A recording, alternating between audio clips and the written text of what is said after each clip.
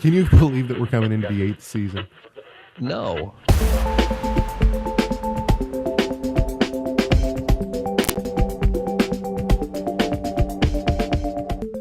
In season 7's intro, we talked about the fact that we are Trinitarian, that we're Calvinists, and that we believe that everyone is saved the same way. Abraham was saved the same way that I'm saved and you're saved.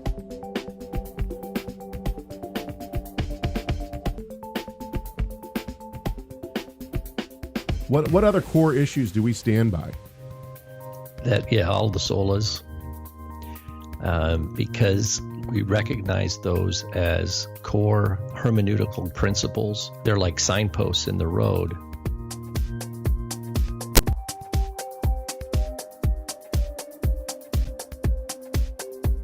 You and I are both Sabbatarians.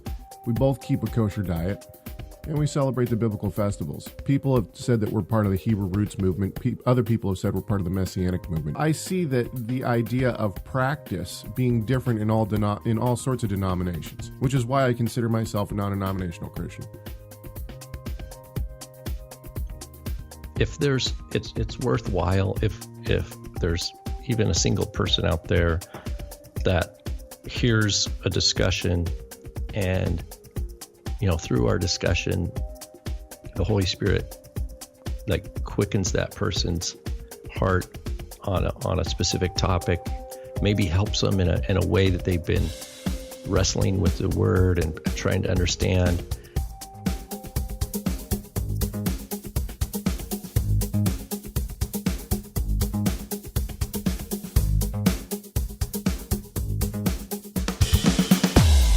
We have faith in Yeshua. We have faith in Jesus Christ. We're saved by faith alone, justified by faith alone. There's no work will save me. I think we're gospel roots.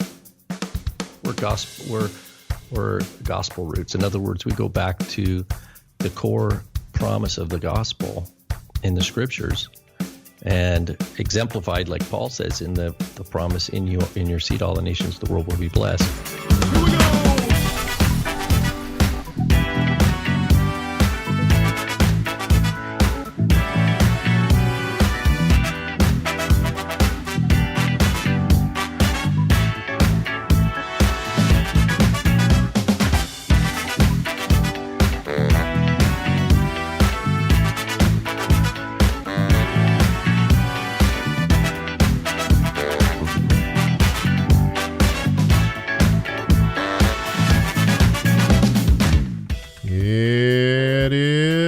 Wednesday, December 1st, 2021. This is Messiah Matters number 366. I really got nothing to say, but something tells me I'm going to say a lot anyway. My name is Caleb Haig.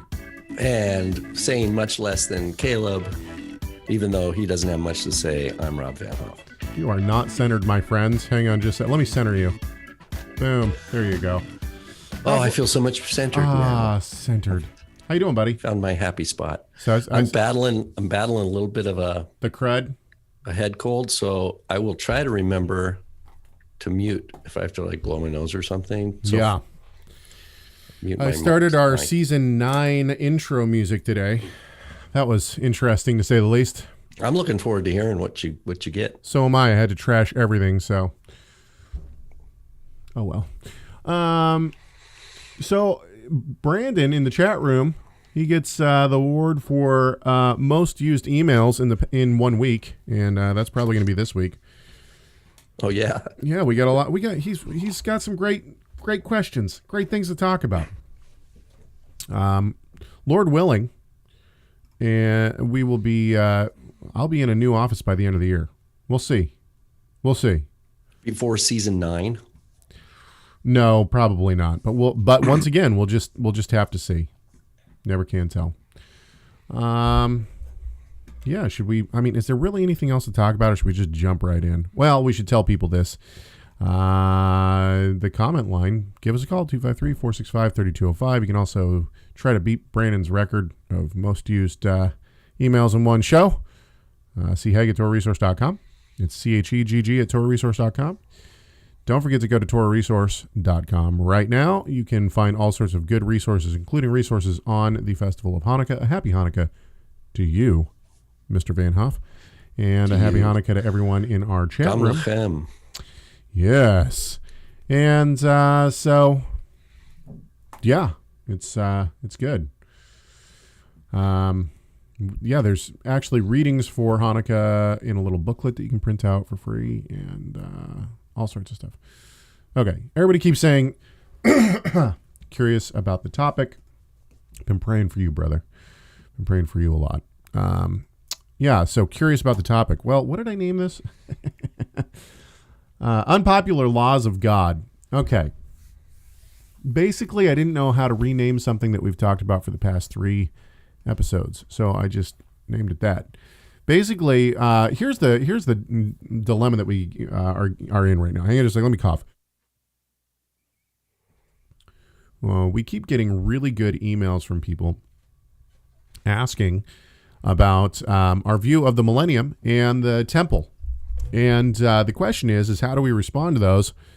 Well, we keep trying to respond, but unfortunately, we're obviously not doing a good job because people keep asking really good questions that we haven't answered yet. So that's good. It means that our listeners are keeping us on our toes. I want to start with this one. Pedant Patrol. Pedant? P-E-D-A-N-T. What word is that? Pedant? Pedant? Anyway, that's neither here nor there. Is that a person's name? Yeah, that's what it's their YouTube handle. Anyway, okay, here's what we got. They say, can you explain why you say that the sin sacrifice might refer instead to a purification offering? Which passage are you talking about? Okay, let's stop real quick and let's center the conversation of what this person's talking about. When we talk about the millennium and when we talk about a future temple, there are a lot of different, and I really want to try to focus on this throughout this show in terms of maybe we can try to intermingle the notion that there will be another temple, which we believe, and the notion of what we believe of the millennium. So I believe that Christ will come before the millennium reign. That's where, and I've explored that a little bit. That's what I think is pretty biblical. Now, I'm open for arguments to the contrary, and but so far I haven't heard any really solid ones. Okay, so with that said, now, when we read the prophetic books, and you can go to just about any of them, but if you read like the end of Zechariah, or the end of Ezekiel, or the end of Isaiah, or even the end of Jeremiah, what you're faced with is this notion that there is actually some kind of a temple. Now, throughout Christianity, there's been a lot of different, throughout Christian history, there's been a lot of different views on this. And one of those views is that all of the talk of a future temple within the prophets is actually allegorical. In other words, it's not literal. They're talking about allegory. Now, the problem with this is that, especially in Ezekiel, you have numerous chapters that talk about the length of this door and the length of this wall and all that kind of stuff. And no one that in my personal opinion, this is a personal opinion, in my personal opinion, no one has come up with a satisfactory answer that I have found, that I personally have found, that would explain how this is allegorical. It just doesn't make sense how this would be allegorical, because the detail that's put in is much more than what would normally be given for any kind of allegory. Now, I'm going to stop and ask Rob. Actually, first of all, thank you very much for the super chat. Love is bigger. Weights and measures. You've been blessed. Oh. Okay.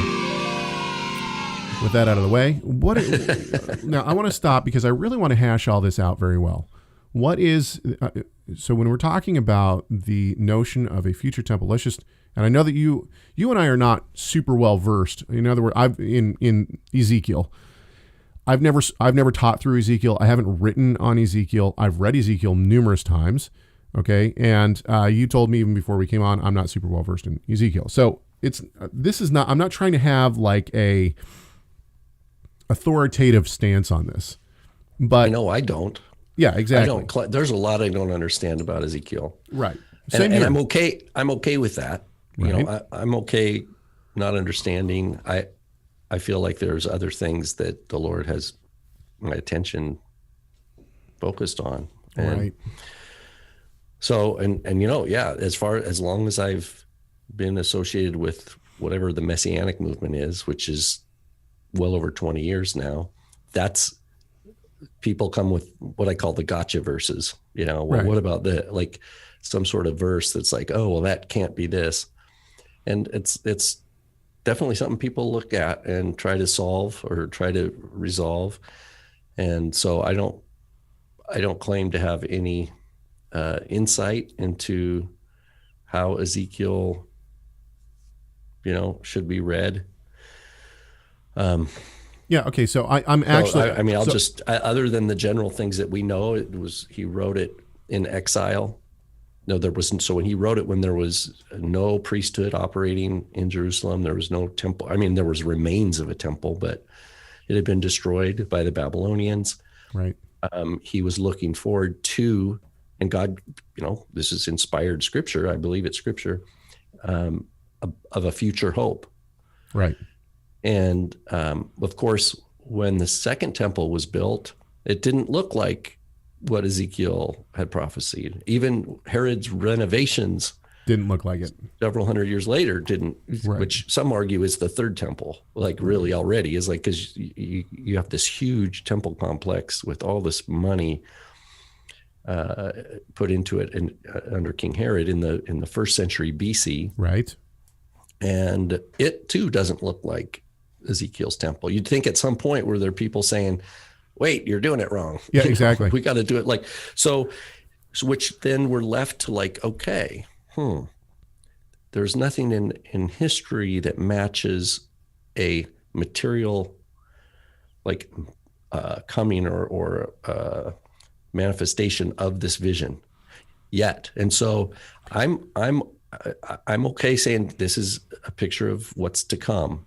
So okay, now let's stop real quick. And you talked about gotcha verses, and I have a couple of those that I usually go to when talking about this conversation. Once again, I'm open for a different view, but some of the places that I normally go are the end, Zechariah 14, where we see the Messiah reigning from the temple, and all of the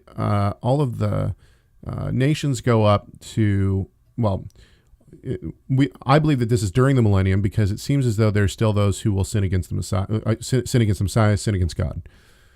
And so they go up to celebrate Sukkot, and then it says if Egypt doesn't go up, then there's going to be this plague. Well, we haven't seen this, at least to my understanding, we haven't seen this be fulfilled. We also haven't seen, it seems in Ezekiel, it seems in Isaiah, that the Messiah actually reigns from the temple. And this is something, once again, that we have not seen yet. So now, certainly we've seen the Messiah in the temple in the first century, right? He walks within the portico. He's in the temple a lot. So, I mean, certainly the Messiah has been in the temple. But with all of this said, I think that according to my understanding, and once again, it is very limited when it comes to these matters, but according to my understanding, this is still to come. And so we see a temple that is going to, some form of a temple. Now, once again, there's been a lot of debate and a lot of suggestions on what this would be. In fact, I remember one year at the Evangelical Theological Society, this is years ago, this is, I don't know, probably 2008, 2009, somebody had said something, and I raised my hand and I said, well, what about when the temple's rebuilt, and this person looked at me and said, I think you're the only person at this conference who would take that view, that there's going to be a physical temple. Okay. But that's just how I've read it. Okay, so with all of that said, there is a figure within the book of Ezekiel, and that figure is the prince. Okay, and throughout certain chapters, the prince seems to function within the temple as the high priest, and as a Davidic king, exactly, because it says, "My servant David right. will be prince among." Nasi is the word there, a Nasi. Prince among them. So you're looking for Davidic line, Davidic legitimacy. I just wanted, this is a good comment to insert here. Unashamed of Jesus says the new Jerusalem in Revelation 21 doesn't reference a temple. Any thoughts? Yeah, my thoughts on that are that John, I mean, if we look at John's revelation, it is very much, I think it's very much in line with the rest of the prophets. We see a lot of the same elements within the other prophetic books. And so it's just like the Gospels. I think he's looking at it from just a different perspective. But you have to take all of the prophecies together to be able to actually see the whole picture. And so I would simply say, I don't think that discounts the notion of a temple. Okay, so I want to go back to the notion of the prince. So I had said that I believe that the prince is the Messiah. And traditionally, those who push against the notion that the prince is the Messiah, they point to a very specific, I don't actually have the verse on hand, and I apologize for that, but they point to the specific verse where the prince offers a sin offering for the people and for himself. And I think it was last week I said, okay, well, the way that this has been dealt with is that the sin offering can also be a purification offering. And so this person says, can you explain why you say that the sin sacrifice might refer instead to a purification offering? Which passage are we talking about? Yeah, so the term for sin offering in Leviticus 4 also can mean purification offering. That's how it can be translated. And we see this, throughout the Torah, in that I'll go to 2 Chronicles and then I'll let Rob speak because he's much more of a language guy than I am. But 2 Chronicles 29:21 says, and they brought 7 bulls, 7 rams, 7 lambs, and 7 male goats for here's the word, sin offering for the kingdom and for the sanctuary and for Judah. For the kingdom and for the sanctuary and for Judah. So did the sanctuary sin? The kingdom may have sinned as a whole. Judah may have sinned as a whole, but did the sanctuary sin? 2 Chronicles 29:21, once again, for Brandon in the chat room. So the answer is no, the sanctuary can't sin. And so it is then believed that this is actually a purification offering.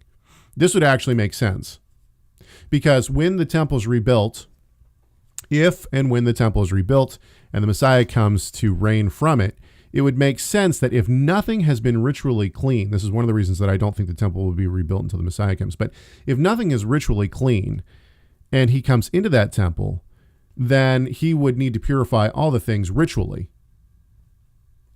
And he would do this through a purification offering. Rob? I think the verse you're looking at, Caleb, is Ezekiel 45. Sounds right. Starting with 21. In the first month, on the 14th day of the month, you shall have the Passover, feast of 7 days, unleavened bread shall be eaten. On that day, the prince shall provide for himself and for all the people a bull for what's called a chatat, par chatat.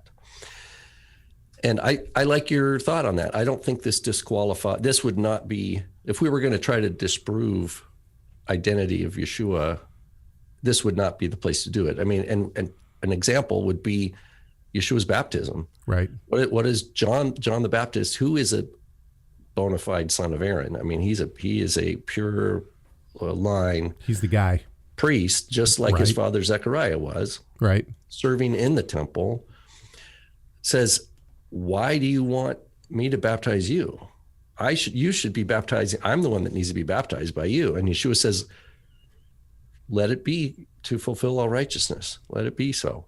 So the question is, there's an example of Yeshua undergoing something with collective group, not because he personally needs it. And this is true independent of whether we translate it sin offering or a purification offering. Right. In my view, it is because he represents his people. Right. Well, I mean, why did he have to suffer and die? Yeshua didn't suffer and die for his own sin.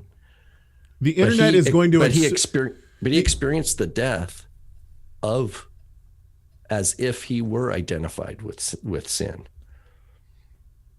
For the sake of identity with his people. Yeshua could have lived forever. Like in terms of theoretical Torah, Yeshua had no reason for Yeshua to ever die, ever. but he would have been alone. Right? He took on, Right. and by uniting with his people, he took their sin and became one with them and suffered on behalf of them. And so for that reason alone, I don't think this verse disqualifies Yeshua from being the prince. Our inbox is going to blow up with the notion that Yeshua could actually offer a sin sacrifice. Okay, so I'm not really sure what the question is here, but I will answer it nonetheless. How do you interpret Jesus when he references himself as the temple in John 2? Jesus answered and said to them, "Destroy this temple, and in 3 days I will raise it up." But he was speaking of the temple of his body, John 2:21. Yeah, I believe he was speaking about his body. I have to be missing the question there, but I don't understand. So I understand that as him referencing his body and the death and resurrection on the cross. So but I'm assuming that there is a larger question there. Okay, let's keep going here. So I hope that answers the question for the person who asked it. The Patent Patrol. Patent Patrol. Anyway, Robert says. How does he spell it? The Pedant Patrol? Yeah. Pedant. Oh, pedant. Pedant. Okay. So that has to do with teaching, probably, education.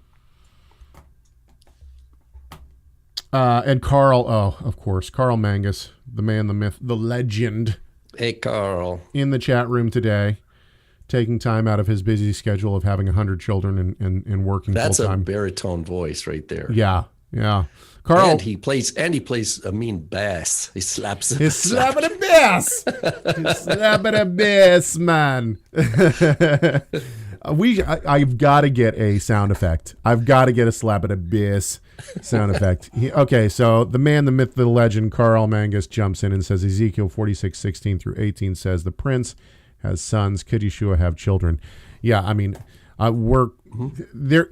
Yeah, there's a lot that could be said here. I don't think it means physical children. I think it means, but once again, I would need to look at this more often, like more in depth, and try to understand. That's a really interesting. Thank you, Carl. I got to find that. There's that reminds me of a passage from Hebrews. Let me see if I can find it here. That's a really good one.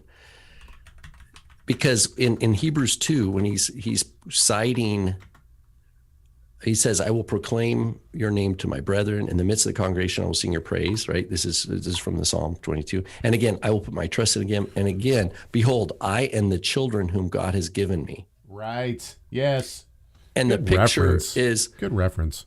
This. So thank you, Carl, for that idea. Hebrews 2:14 continues, "Since the children share in flesh and blood, he himself likewise also partook of the same. Yeah, that's that good. Through death he might render powerless him who had the power of death, that is the devil." So that imagery of children, we know disciples are called children. Love is big. But now back to Carl's point, though, we would be insisting that this children, a non-genealogical definition, but we have that in the Tanakh, like the sons of the prophets, right? The sons of the prophets don't mean, it means they're disciples. Yeah, right? but also we have this of Yeshua himself, right? Of Jesus himself in Luke 1 and in Matthew, right?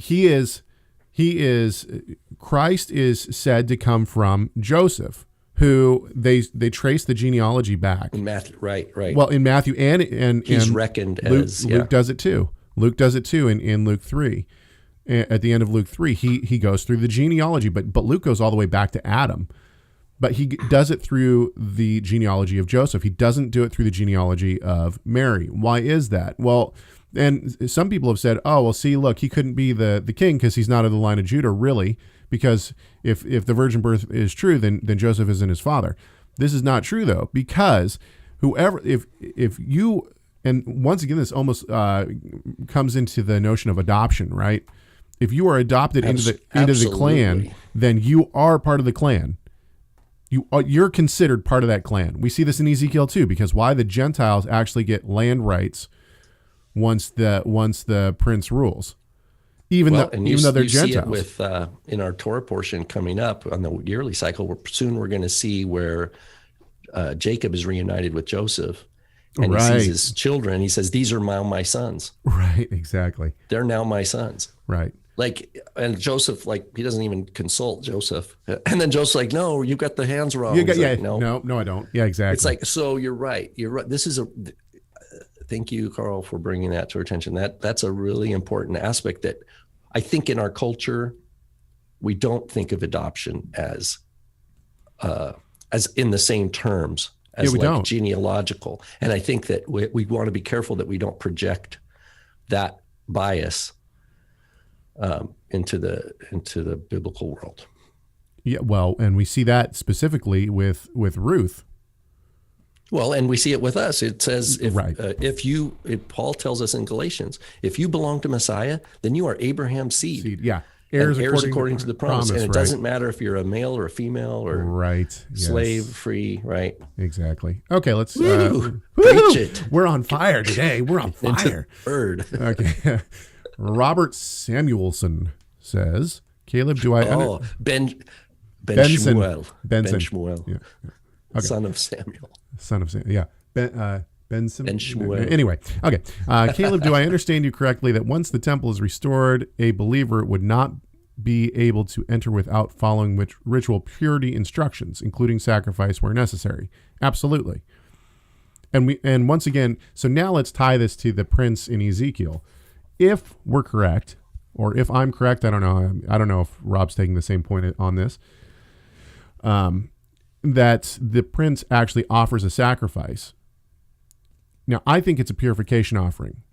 Okay, when he offers the sacrifice for him and the people, I think it's a purification sacrifice. If the Messiah is going to do that, if the prince is going to do that in Ezekiel, then why wouldn't we expect that it would also apply to us? So, yes, I think that yes, that is now. I am personally of the opinion that it does not offend the sacrifice of Christ. In fact, it glorifies the sacrifice of Christ to participate in the sacrificial system. And I believe this not only for the millennium, but I believe it also is what the apostles believed. Why? Well, we see within the apostolic scriptures, within especially, and we can focus in on this again, but especially within like Acts 21, James sends Paul to the temple to prove that he is not against the temple and against the law and circumcision. He goes and is part of the sacrificial system. Why didn't Paul say, no, that offends the sacrifice that Christ made? Because Paul does not see a problem with the sacrificial system when put up against the sacrifice of Christ. What he sees, in my opinion, what Paul is seeing is the sacrifices that we do now point to the covenant fulfillment in the new covenant of the Messiah's death on the cross and his work in the heavenly temple. It doesn't push against it. It glorifies it, because we know that the sacrifices done here on earth are just a picture of that true sacrifice. So I think that the sacrificial system in total will be reinstituted, but I glorify what he that. Hands, because there's a lot of different directions we could go. And again, so I want to qualify my comments as coming from someone that I haven't immersed myself in Ezekiel, so. Sure. But in terms of this purification versus sin offering, there is a justification in the Hebrew for it. In terms of, because of the verb can be rendered, it can mean to sin in the what we call the call form, right? But in the PL stem, it means to cleanse from sin. And so even though it's the same root, chet, tet, aleph, that it can have different meanings. And so that noun, chatat, can be taken to be understood in terms of purification, but purification from sin seems to be what is implied, because it is from that same root. But I think anyway, the video froze for some people, and so they had to refresh, and so they've missed like the last minute, and so now they come back, and all of a sudden you're talking once again about the thing that we started with, which is fun. Okay. Well, okay, so hang on just a sec. Somebody said, "Can you restate what you said about the sacrifices again in the temple?" I'm just going to summarize this. My point is that the apostles didn't think that it offended the cross to go and sacrifice. And I personally, although the majority of Christendom says that it would spit on the grave of or on the cross of Christ to do sacrifices again, I personally don't find that. What I think is that it glorifies. It points to and it glorifies the actual work that was done on the cross because it explains it and it shows us the need for the death of Christ. So I actually think that the sacrificial system glorifies the cross. It doesn't diminish the cross. That's what I said. Okay. Let's finish out this comment. One last point, if I may, is just on the sin offering. And again, this is something I have not totally dived into, but one thing that would need to differentiate is sins of the individual that require repentance over against, I think we touched upon this last week, over against sin offerings, if we want to call it, or purification offerings that are obligatory, right? Without reference to the status of any individual person in terms of their sin and need for repentance. Okay, and those are the things that are commanded on the holidays.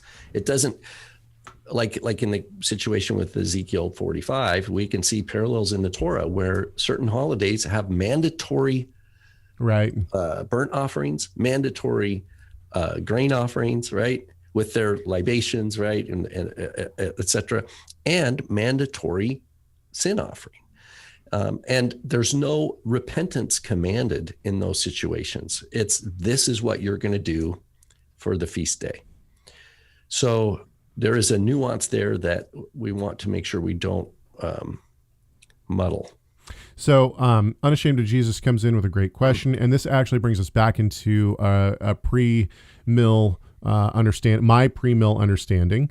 So Unashamed of Jesus says, are you saying we will still sin in glorified bodies? I'm pre-mill, which means that I believe that the Messiah will come again before the millennium reign.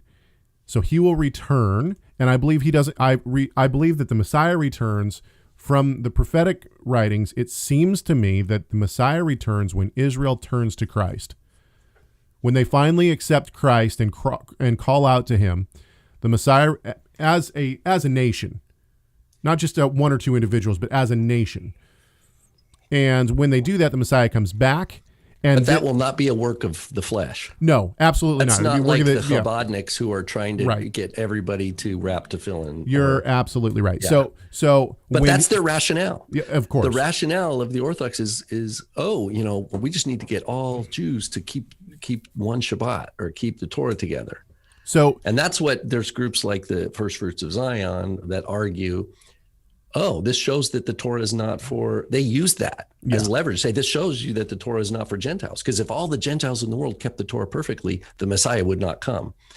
Only when all Israel keeps the Torah perfectly will the Messiah come. Yeah, and ultimately this brings up the question, who is Israel? Anyway, let's not get onto that right now.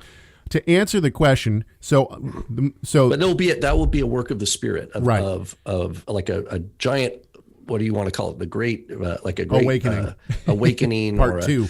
Yeah, that's going to be a majestic work of the Spirit. Okay, so when that happens, the Messiah comes back. He slaughters, right? Double-edged sword from his mouth, Revelation, right? Comes and he slaughters the enemies of Israel and fights for them. Okay, then what happens? In my opinion, in the way that I've read the scriptures, and once again, I'm open for other opinions on this and other interpretations, but the way that I've read this is that then he comes and he enters in the millennium reign. And I believe that the millennium reign is what we see in Zechariah 14, when Egypt may not come up to celebrate Sukkot. Well, how is it that they're not going to do that? Because I believe that there is still sin and there is still death and life being born. In other words, the cycle of life continues for 1,000 years.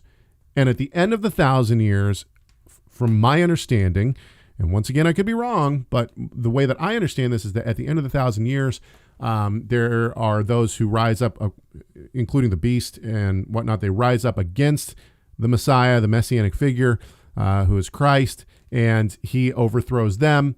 And then judgment comes, and that's when the new heavens and new earth and resurrected, new bodies come, and so on and so forth. And so during that millennium reign, to answer the question posed by Unashamed of Jesus, I believe that there will be sin, and I believe that there will be death. Once that time period is over, once the millennium reign is over, I believe that that there will be new bodies, new heaven, new earth, and there will no longer be sin in the world. That's how I've understood it. And I'm okay with that. There's just a lot I don't know. So I've seen it always go wrong with people trying to predict stuff. So I'm a little bit hesitant, but I think with Yeshua on the I'm not trying to throne, predict, by the way. No, I understand anything. With Yeshua on the throne, that means Torah is going forth from Jerusalem, right? From Zion. Right. And it's pure, true Torah. And he's going to have such a mass of followers that are all unified in the Ruach, that the knowledge of the Torah will be shining like super strong light. That doesn't mean everybody is sin-free at that point. Right. But true Torah, we're not going to see like a bunch of Jewish sectarianism going on like there is today, or like there was in the first century. Like the Sadducees, they won't have anywhere to stand, right? They will either be, it's going to be light and day, or light and dark. Yeah, for or against. And actually, there's a follow-up question, and it's a real quick one. So do you believe the third temple will be rebuilt in the millennium reign? Yes, and this is when I think that this is when the sacrificial system, in my opinion, this is the sacrificial system that we're seeing within the prophets. Zechariah, Ezekiel, this is when the temple is a working temple with the prince as the high priest. And the clarification of all these things. What is it? What is this significance? What does this mean? All the questions we'd love to ask, New heaven and new earth, in my opinion, once the millennium reign is over, new heaven and new earth means that we are put into new bodies, and the temple is everywhere. No more death. Right? Yeah, there's no more death. God dwells with his people as in the garden before. Okay, let's keep going. So I just want to finish up this question by Robert, because he totally shifts gears here, and he asks a totally different question, and that's fine.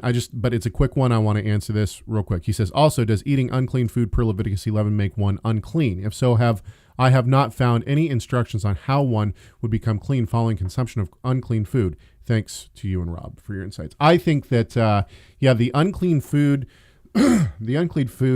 laws are really interesting, because there is no stipulations. There's no punishment or anything for them. The punishment is a rift between you and the Almighty. So if I remember correctly, Leviticus 11 does not specify any kind of uncleanness for eating unkosher food, simply that it just says it's an abomination. Yeah, exactly. To the Lord. We do have in the Torah where it says whether an Israelite or a native or the stranger dwelling with them eats a nevelah, which is a nevelah is a carcass that was maybe torn, that died because it was prey of a predator, and its carcass is there. And it says they will be unclean till evening. They will have to wash. And it's the same. It doesn't matter if you were a native Israelite or you were a ger, an Ezrach or a ger are the two terms there. You have to, you've contracted impurity that is washed off through immersion and then sundown. Yeah, so I don't have the specific passage in front of me, but Lee, you've found a chink in my armor. Lee says, now I'm confused. Is it being said that people will raise from the dead, then sin, then get glorified bodies at the end of the millennium? I am not quite sure how the resurrection of the saints happens, and I'm not sure how that fits in, to be completely honest with you. I would say that the saints don't sin. I think that there will still be sin in the world during that time. But Yeah, I don't think it's going to be among. So I should say this. I wanted to say this a couple of times, and Again, I this is keep speculation forgetting. Yeah, on we're my speculating part, at this point. A lot of my. So if you want a really good understanding of pre-mill, post-mill, and a-mill theology, R.C. Sproul did a great little video. It's not long. It's not super in-depth at all, but it just gives you an overview. For those of you who are confused on the differences between those three eschatological views, then you can go and watch that video. It's really good. Okay, so I want to go back now to Ezekiel. All of that to say, Lee, I don't know, brother, and it's a great question, and it's something that I need to study more. That's not where my headspace is currently. So maybe in a year or two. Juan asks this, and we're back to Ezekiel, and we're not actually going to cover Ezekiel in this, but he says something that's very interesting, and I think it actually shows, and I don't know if he meant this or not, but I believe that this actually shows a common understanding of the temple for mainstream Christianity. And when I say maybe that word shouldn't be used, for the majority of Christianity or a large percentage of the Christian church today. Let's just say that. He says, concerning Ezekiel 45:16 through 46:18, I have thought extensively about Ezekiel's temple, the prince and his children, and the offering of animal sacrifices for the atonement of sin during the time of that temple. I personally find, now this is where it gets interesting, I personally find Hebrews and its insistence that the blood of animals is no longer required to make atonement, as well as the following verses for Ezekiel, helpful in placing Ezekiel's temple within this historical context. He goes on, and there's a good sized paragraph after this, and he goes on to link Hebrews 10:12 and 10:18 and 10:10 with Ezekiel 43:10 through 11. Okay, with all of that said, I don't think, let's just go back to the comment. He says, I personally find that Hebrews and it's insistent that the blood of animals is no longer required to make atonement. Well, the blood, what is Hebrews? That's a mischaracterization. Exactly. What is Hebrews makes it clear that the blood of animals never makes atonement for people. Not for Aaron, not for Eleazar, right? Not for any of the sons of Aaron. They never understood it that way. Right. So now maybe, and I want to give the benefit of the doubt to Juan here, maybe Juan is saying, well, purification in terms of ritual cleanliness. But this is not what Hebrews is talking about. Hebrews is not talking about ritual purity. Hebrews is talking about the fact that we have a high priest who went in one time and offered the blood, and the picture of Yom Kippur is inaccurate in that the priests die and that it has to be done every year. But we have a priest who went in and offered it one time. It has nothing to do with ritual purity. And so I have to assume that, and maybe this is a wrong assumption, and so if it is, I apologize to Juan, but we have to assume that Juan is now reading this as the blood of animals is no longer required to make atonement. That is atonement for sin. And if that's the case, the blood of bulls and goats, the sacrificial system, never made atonement for sin. So, yeah, that's right. That's I think the staff at Torah Resource would all, be of one mind there, saying, yeah, we don't read Hebrews as saying it was once one way and now another way. Rather, that the blood of these of the animals, which is poetic for saying, all the slaughtering under the Levitical priesthood, pointed to something, but didn't affect it specifically. And we know that's true because God cares about the heart, and we don't need, quote, New Testament to learn that. Isaiah chapter 1 starts off like, all your offerings are an abomination to me. They had the temple built by Solomon. There wasn't a problem understanding Hebrew. They knew Hebrew. They had priests that were legitimate priests. They knew how to slaughter an animal. They knew the procedures. Why is God unhappy then?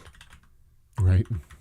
because the point is, it's not the blood of these animals that solves the problem. It's the heart. He says they honor me externally, but their heart is far from me.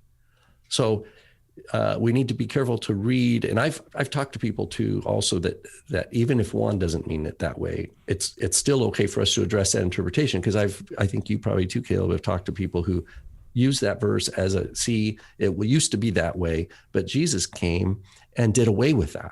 You see, and that's my point. I'm not trying to pick on Juan here, and it could certainly be that he was referencing more a ritual clean aspect of things. But this is so as I've traveled with my father many times, this is a question that he asks many audiences today. How many of you were raised in a church or with the understanding that before Christ came, animal sacrifices dealt with sin? But now Christ came, and so we don't have to do animal sacrifices because his sacrifice took care of it. How many of you? And I would say that probably, and well, every place that we go to, it's on average that 60 to 70% of the people raise their hands. So, I mean, this theological understanding, whether or not, by the way, whether or not the teachers are teaching this, because I've found that this is a misunderstanding from the pew more than it is from the pulpit. In other words, that's a fair point. That's a fair point to make. Yeah. People could be making that connection on their own. Yeah. So, okay. But you know what, though? It doesn't help when your liturgical year is punctuated by Christmas and Easter, right, and Sunday being the Lord's Day. So when you grow up in that kind of cycle, religious year, that, you know, it just fits. Oh, any of that stuff doesn't fit this world we're in now, right? Sabbaths, new moons, Lord feast days. We got a really interesting conversation happening in the chat room. I want to address it. We've addressed this different times in different ways. So Shlomi Cohen writes, "Why are you not wearing a yarmulke?" And I wrote back, "Well, why would I? I took it off about 3 years ago. I'm not going to put it back on." He says, "Are you a Jew or not?" I said, "I'm a Christian." He says, "Wait, I think I'm mistaken. I thought you were a Jew." Well, what do you mean by now we have to define the word Jew? Are you going to let's pick 3 rabbis off the street? Yeah, exactly. Have them define it for us. So if we're talking about an Orthodox Jew, they're going to say I'm not Jewish because my mother's not Jewish. If you're talking about a Reformed Jew, they're going to say, well, yeah, your mother probably needs to be Jewish, but it doesn't really matter. Your dad's Jewish, so we'll accept you. If you're talking about a Messianic Jew, they're going to say it doesn't matter as long as you have some Jewish blood somewhere back in your history somewhere, then you're Jewish. And if we can find a rabbi somewhere to pay a couple grand to exactly to give you a certificate. And so I would say I am not rabbinically Jewish in that I don't hold to the rabbis. I don't think that the rabbis inform us on the scriptures in most cases, and I think that they should be studied more historically than anything else. I reject thoroughly modern Judaism and think that it has been a hindrance and has incorporated paganism into it, and therefore I want to distance myself from it. Is your mother Jewish? He asks. No, she's not. So there you go. If you're going to consider that Jewish or not Jewish, then no, I'm not Jewish. Right. So that there's an example of a halakhic, right. A halakhic rule, right, to come and to kind of create an evaluation or check a box for somebody, right. and that's what the rabbinic halakha does.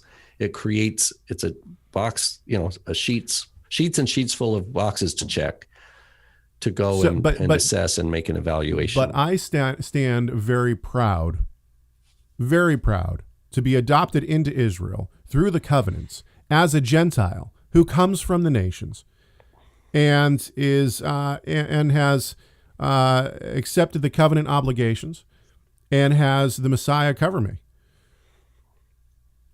So I have no problem saying no, I'm not Jewish. That doesn't bother me at all. I am a covenant member, and Abraham is my father. So that's totally fine by me. I I think that the arguments or the questioning of people's ethnicity, and honestly, Judaism has put forward critical race theory in its modern form that is seeping into the church long before, because they care. They think about bloodline superiority. And I don't find that to be helpful in any way, shape, or form. I think that if you believe in bloodline superiority, then you have not read your scriptures very well. So, and that goes for Jew and Gentile. I don't care what color you are. I don't care what blood you are. I don't care what nation you're from. If you believe that you're better than other people, or that you have a better handle on things because of the blood that pumps through your veins, you need to go read your scriptures again. Okay, let's get back to it. We got a couple of minutes. How's about this one? Do you guys have a discussion on laws for Jews and different ones for Gentiles? This actually plays right into what we were just talking about. I'm going to a congregation and and it's confusing me. Maybe I can listen to another point of view. This comes from Jesus, and I thought we talked about this last week. Nope, we did not. Really? This is something that we talked about when we were discussing what we were going to talk about. Oh, okay. That's probably where I heard it then. Okay. So we do not. I'll speak for myself, but I think Rob is included in this. I do not find the Torah to have different laws for Gentiles than it does for Jews. And I will give you the reasoning behind my understanding for this. It says specifically in the Torah, now we can link this to the Apostolic Scriptures as well. It says specifically in the Torah that if you are going to observe the Passover, and ultimately, what does that mean? It means to partake in the festival sacrifice. So the Paschal lamb is what, or goat. A lot of people don't realize that. But if you're going to participate in that sacrificial lamb, then you need to be circumcised. Okay. Well, if you are circumcised, according to the law of Moses, then what are you supposed to keep? Well, now you're under covenant obligation. And so the covenant obligation is all of the covenant. It's not, you don't get to pick and choose. If you're circumcised, you're in. Now, Christ tells us, do this in remembrance of me. And he says, I have longed to eat this Passover, this Pascha with you, right? And then he says, do this in remembrance of me. Now, of course, we don't have the Passover lamb physically at our table each Passover, but we do have the Lamb of God at our Passover table every year. And so that's one instance. Also, what does Paul say? Paul says if you are circumcised, then you are under obligation to the whole Torah, right? Okay, so all of this to say, and let's just walk down the road here. If you're circumcised to celebrate the Passover, then you're going to celebrate what? You're going to celebrate the first and last Sabbaths. So right there, all of a sudden, you are now celebrating Sabbaths. So just 2 Sabbaths or all of the Sabbaths? And the answer is all of the Sabbaths. You can't pick and choose. So once you pull on this thread, and once again, there have been Messianic, various ministries within the Messianic world that have tried to say, oh, well, that's just when it says there's to be one law for you and for the ger within your midst. That's just for Passover. Okay, well, if it's just for Passover, guess what? It includes circumcision. It includes Sabbath keeping. It includes festival keeping. It includes the kosher laws. Includes all of it. It's all one big package. Here's a funny way that you could put it. In my view, if we had a local synagogue and Abraham, Moses, and David were the Torah teachers, and I was there as a non-Jew, and I'm there, and I love, God with all my heart, all my soul, and my strength, and I'm all in, and they see that I'm not going to be differentiated in their eyes. Right. I'm not going to be told, oh, you go sit down there, Right. You go, you can't join us for this other thing over here or something like that. That's just not. Oh, I'm sorry. And at the same time, if someone came and said, oh, I'm a rabbinically trained expert of the halakha, that's not going to impress Abraham, Moses, or David, in my opinion. So this conversation in the chat room, once again, Shlomi asking why I don't wear a yarmulke. This has gotten really interesting really quick. So Shlomi says, okay, I'm tempted to log in, but I'm not going to go. So David says, Shlomi, you should listen to Tim Haig's commentary on Galatians. He says, no, thanks. And Tanner says, Koine, are you a Christian? And Koine writes back and says, yes, but I don't believe I am above you or anyone else for that matter. So Kristina jumps in. She says, Koine, we are able to be called the people of God through Christ. It doesn't matter if you're Jewish or Gentile. What do you mean by we want to bring our people back? And Shlomi says, we want to bring our people back to Judaism. Okay, I would reject this. I don't want to. You don't even know what Judaism is. Yeah, we don't. That's an invention of man. Judaism is an invention of man. Right. If you want to bring people to whatever Judaism, you're dealing with a dream that you have defined by your experience of what Judaism is. It's not the religion of the Messiah. Yeah, and the question, and ultimately what Rob is hitting on now, what Judaism do you want to bring them back to? Because there's a whole lot of them. And the notion that Israel has returned to God out of the exile, I don't buy it. I think that Israel continues to serve the Baals, and that modern Judaism is just that. They are serving the Baals. They're not serving God, and we know this because they have rejected the Messiah. So the notion that people should all of a sudden come back to an invention, which is predominantly a 17th and 18th century invention of modern people. It's an invention of man. To bring them back to that, I don't know why we would do that. It makes no sense. You're not actually bringing them back. You're just directing them to some different channel. He says, you don't even know what Judaism is. Typical. Okay, yeah, it is typical. And the reason why is because you would have to define Judaism. And what you're going to Here's a word for Shlomi. The word Judaism is not in the Talmud, and it's not in the Mishnah. Right. Well, why is that? Go learn, Shlomi. Why are you going to look throughout the Mishnah and out the Talmud and the Midrashim? You're not going to find the word Judaism, not in Hebrew, not in Aramaic. No, it's a Greek term, Judaismos. You're promoting a Greek idea with Judaismos. But I mean, let's just look at the first question. The fact that he would say, why aren't you wearing a yarmulke?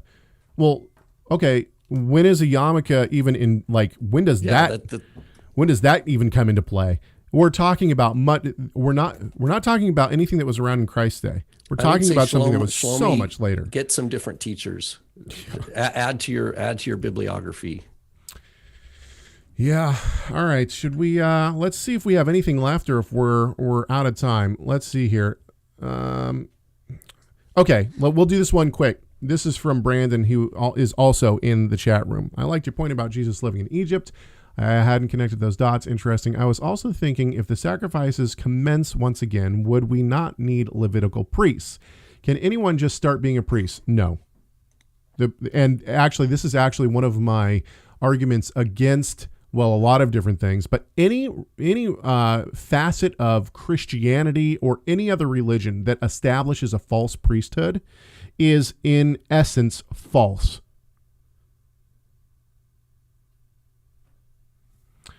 Okay. And Shlomi asks, Judaism is Greek? Yes. The word Judaism is Greek. Okay. Well, real quick, it appears in the Greek translation in a verb form, Greek translation of Esther, and it occurs as a noun in, I think, first time historically is in 2 Maccabees, Judaismos, and it's juxtaposed with Hellenismos. Right. So, and there's and then Paul uses it as something he was once affiliated with in Galatians chapter 1. You heard of my time it's ento judaismo, in the Judaism. It's not it's different than being a Pharisee. It's in Galatians. But later, so what you're imagining when you use the word Judaism is what's peddled among rabbis today in the marketplace of religious ideas. So I'd encourage you to go and just get some, add some books to your library from some different voices on that one. Okay, so I want to finish this question by Brandon. Can anyone start being a priest? No, it has to be from the line of the Coens. Are there people alive today that are able to trace their genealogy back to know they come from the Levitical priesthood? The answer is yes. There are people who they believe they through DNA they've been able to trace specific lines back to the priesthood, and there are people waiting. Sorry, I had my mute. They zip themselves up. Remember, like on airplanes and stuff like that, because they believe that they're trying to avoid getting corpse contamination, right? And so, because they're like, what do we do? There's no actual purity in the world right now. Yeah, if you ever touched your mother, corpse defilement. If you ever touched your siblings, corpse defilement. If you ever touched anyone, corpse defilement. So again, this is one of those Torah contingencies that leaves its mark on everything in terms of where we are right now with respect to God's holiness as in this world. Right. And actually, Kessler says it best. Silly, they are born unclean. That's exactly right. You're born unclean. So. Yeah, you can't take, exactly. You can't take even Yeshua's mother went to the temple and offered the turtle doves, right? Right. So I want to give a taste of something. I've wanted to get to this. This is the first question that we're going to answer next week. Garrett Hill left a comment on one of our communion videos. And so it's in reference to the communion and Passover. This is and we're not going to answer it today, but I want to say it so that we have to talk about it because I've wanted to get to it a bunch of times. Okay, when is that season 9? Next week will be season 9. I don't know if I'm going to have a new intro or not. I'm going to try. Okay, then we can't call it season 9 then. Well, we'll see. We'll let you know. Because it means now this is the last sign off of season 8. I'm just thinking that it could be. Okay. We'll so here's the question from Garrett on a video about communion and Passover. Wouldn't the breaking of bread and pouring of the wine be referring to Erev Shabbat since Passover is a high Sabbath? There is a lot going on in that comment, and I can't wait. I cannot wait to talk about it. We also have a bunch of other comments and great things, but not enough. So if you want to send us things to talk about for our first show in season 9, go ahead and do so. chegg@torahresource.com. I'm going to bring it up on your screen for you. chegg@torahresource.com. You can also send us a voicemail on our comment line. You don't talk to us. You just talk to a voicemail. It is 253-465-3205, 253-465-3205. We currently have 2 voicemails that have been sent in that we have not gotten to yet. And so maybe next week we'll be able to get to those as well. I would ask that you, if you are not subscribed already, please go ahead and subscribe. Hit that bell to get notifications so you never miss one of our videos. It's been fun. It's been real. And I hope that you had fun with us and that maybe, just maybe, you learned something. But ultimately, we hope that this conversation has done at least one thing. That is to glorify our great God and Savior, Yeshua the Messiah. Why? You know why. Because Messiah matters.